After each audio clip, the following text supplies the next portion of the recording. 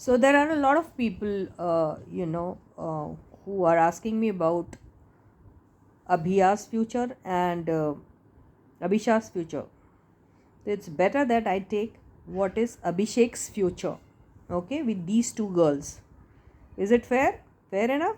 So let me just figure out what is going to be Abhishek's future with Jia and what is going to be Abhishek's future with Manisha. So can I take both the reading together or separately? I don't know. So let me first start with Abhishek's future with Jia, and if I get enough time or if I feel the video has not gone very long, then in that case I may be covering Abhishek's future with Manisha also. ठीक है, अगर मुझे लगा कि बहुत लंबा video हो रहा है तो शायद मैं कट शॉर्ट कर दूंगी. तो चलो देखते हैं कि अभिषेक का फ्यूचर क्या होगा जिया के साथ. ओके, तो please be focused and be positive.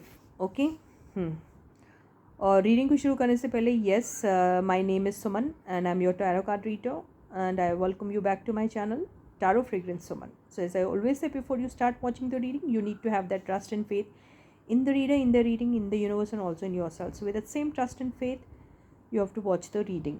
Okay, तो किसी ने कमेंट सेक्शन में लिखा था मैं बहुत बुढ़ी हो गई और इतनी बुढ़ी होकर मैं पैसे कमाने के बारे में सोच रही हूँ, इतनी लालच है मुझे पैसों की. तो मैं आपको बता देती हूँ, ये मेरी पैसों की लालच नहीं है, पैसे मेरे लिए मेरी ज़रूरत है. ठीक है, तो शायद मैं मेहनत करती हूँ तो शायद यूट्यूब मुझे पैसे देता है ना. तो चलो रीडिंग को शुरू करते हैं और देखते हैं कि अभिषेक का फ्यूचर क्या हो सकता है जिया को लेके.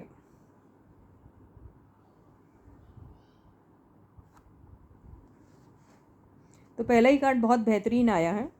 ओके, लेकिन इस कार्ड के बहुत सारे मीनिंग भी होते हैं और पॉजिटिव तो होती हैं, और उसके साथ साथ इसमें जो फैक्ट्स निकलेंगे मैं आपको बताऊंगी. ठीक है,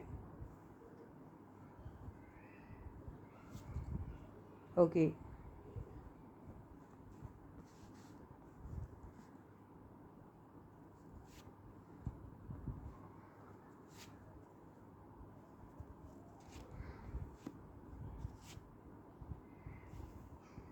ओके, अभी मैं फ़िलहाल ये कार्ड्स लेके मैं आपको एक्सप्लेन कर देती हूँ.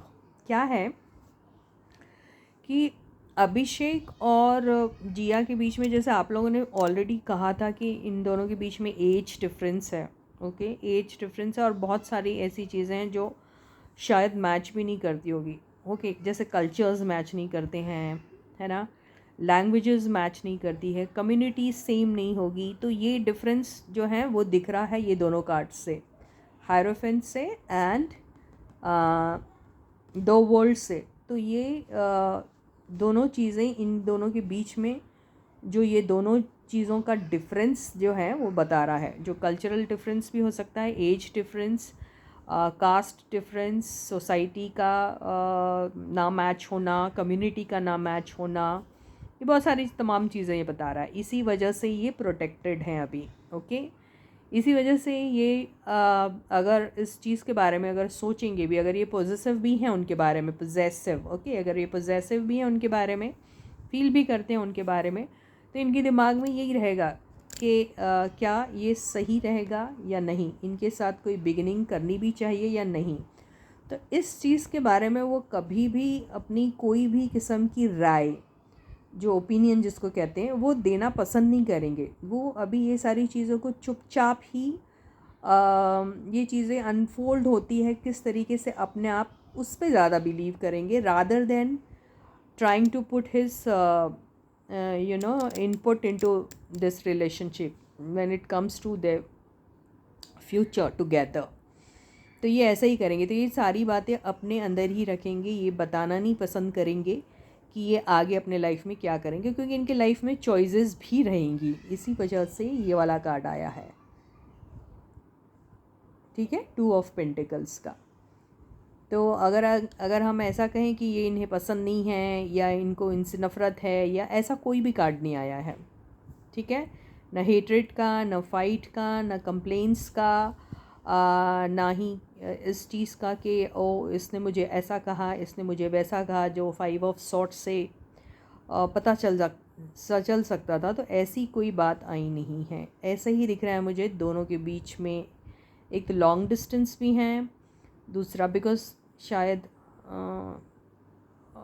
अलग अलग रहते ना, अलग अलग स्टेट्स में हैं, तो पर वो मुद्दा उतना मेरे को सीरियस नहीं दिखता। उसके लिए तो इंसान शिफ्ट भी हो सकता है, लेकिन दूसरे कल्चरल डिफरेंसेस मुझे दिख रहे हैं और ऑप्शंस भी इनके पास ज़रूर रहेंगे, है ना। तो ये जो आया है इनका हाई प्रीस्टेस, ये बहुत बड़ा एक सीक्रेट बता रहा है और ये भी बता रहा है कि कुछ भी हो सकता है। आप फ्यूचर के बारे में अभी से बिल्कुल नहीं कह सकते हैं, और अगर आप पूछने की कोशिश करेंगे तो ये कभी भी रिवील नहीं करेंगे। ये चीज़ों को ये अपने तक ही रखना पसंद करेंगे। तो अगर बिगनिंग की बात करें तो इनके साथ किस किस्म की बिगनिंग हो सकती है, नहीं हो सकती, उसके बारे में भी उस वक़्त उस दौरान भी उनके पास कोई ऑप्शन रहेगा कि क्या ये चीज़ें करनी चाहिए या नहीं करनी चाहिए। फिर एट द सेम टाइम उनका पॉजिटिवनेस भी दिख रहा है उनके लिए, ठीक है। तो ये दोनों चीज़ें आ रही है। चलो और इसको और ज़्यादा देखते हैं। ये आया है एस ऑफ सॉर्ड्स, ये आया है queen of pentacles,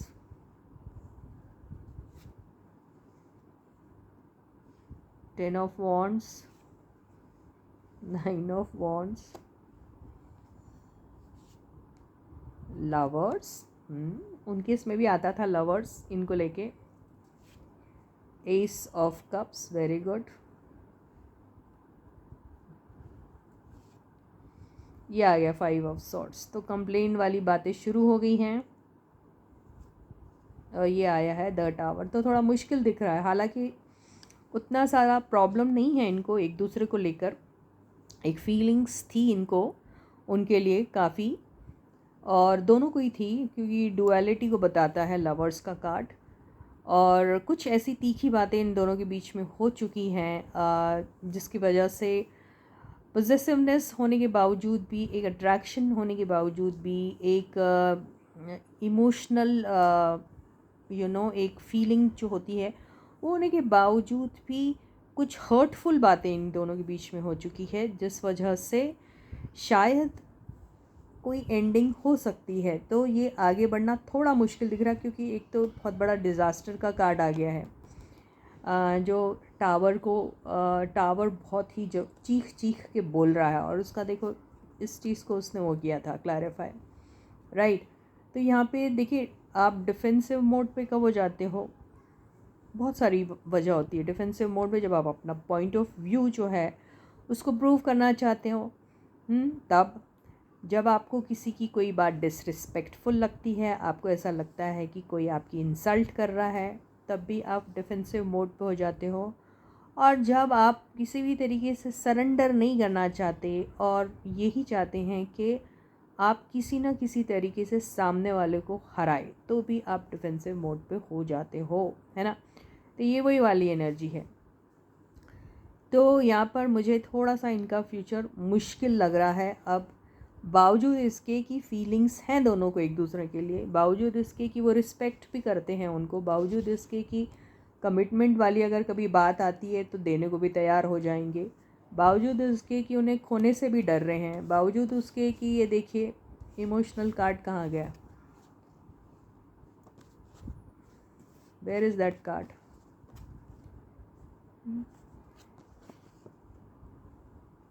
S of cups. इन सारी तमाम चीज़ों के बावजूद इसके कि एक बिगनिंग भी चाहते हैं, बावजूद इसके कि साफ साफ बात करना चाहते हैं, बावजूद इसके कि एंजल्स भी खुश हैं, लवर्स का कार्ड आया है, ये चीज़ें होना थोड़ी मुश्किल लग रही है दोनों के बीच में अभी। तो नियर फ्यूचर में तो ऐसा ही है। और सबसे ग्रेटेस्ट कार्ड जो हाई प्रीस्टेस का आया है वो कह रहा है कुछ भी कभी भी हो सकता है, यू नेवर नो। तो ये एक सीक्रेट भी है, तो ये टॉप सीक्रेट अभी दिख रहा है, ठीक है। तो ये नियर फ्यूचर में अगर आपसे कोई सवाल कर रहा है या आपका ही दिमाग आपसे सवाल कर रहा है, तो ये कन्फ्यूजन वाली एनर्जी में रहेंगे कि ये चीज़ें रिवील भी करनी चाहिए या नहीं। ओके, तो ये थी इनकी future prediction near future prediction कह सकते हैं for their feelings or for their connection with Jia.